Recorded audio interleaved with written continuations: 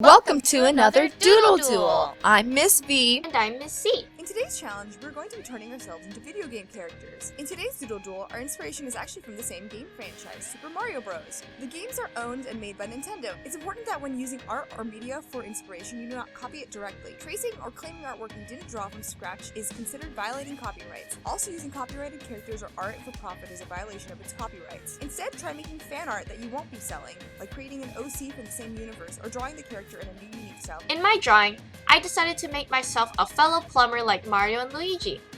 I always really enjoyed the Mario games for how charming the style and designs are. The characters, both good and evil, look cute and bubbly in order to fit the Mario universe and does a fantastic job of allowing players to challenge themselves with fun levels and bosses. Mario is one of the main mascots of Nintendo and loved by many fans.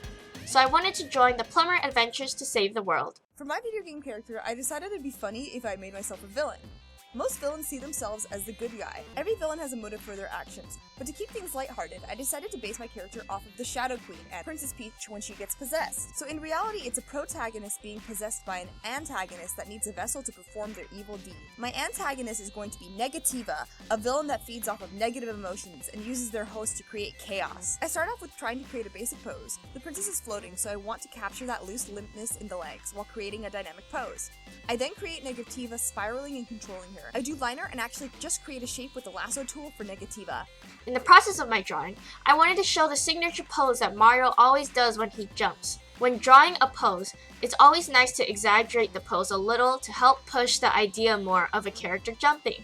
If I were to draw my character more lifelike, the arms and legs would not be as high as it appears in my drawing. Mario is also somewhat of a chibi character, since he has a head almost half the size of his body and does not have a neck. My drawing will be a little different, since I want my persona to look more like me, so it will still include a neck, but I am still retaining the chibi look by having a bigger head. When drawing the body, imagine a flexible squishy bean. By drawing a bean, it helps simplify the character and make it more chibi-like. When you think of negative emotions, you think of toxicity, so I use neon-like colors to show off the possessions of emotion. I create a glowing effect to help indicate this as well by taking advantage of opacity and layer filters. Now on to coloring. I really wanted to try to keep the color style true to the designs in Mario. After some research, I learned that Mario uses a lot of bright, vibrant, and appealing colors.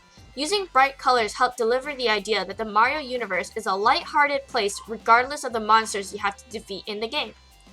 After enough research, I did my best to capture the personality of the game, which is a fun, happy adventure. In areas that require shading, it is a very slight gradient across the object to show volume of the character. The original color of the subject, however, is outlined on the edges of the shaded side. This helps explain reflective light that not many people recognize. When light hits an object, it always bounces off to other surfaces. The Mario art style does a great job by showing this and using the technique of outlining edges with the original bright color. I complete the rest of the drawing by keeping the style in mind.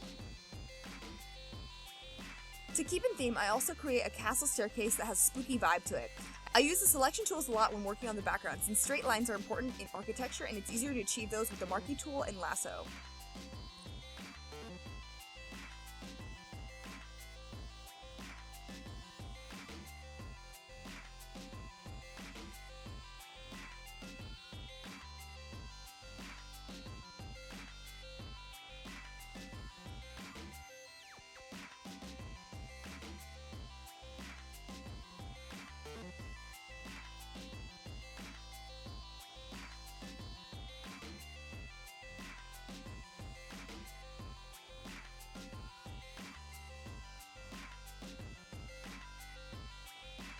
I think we're just about done.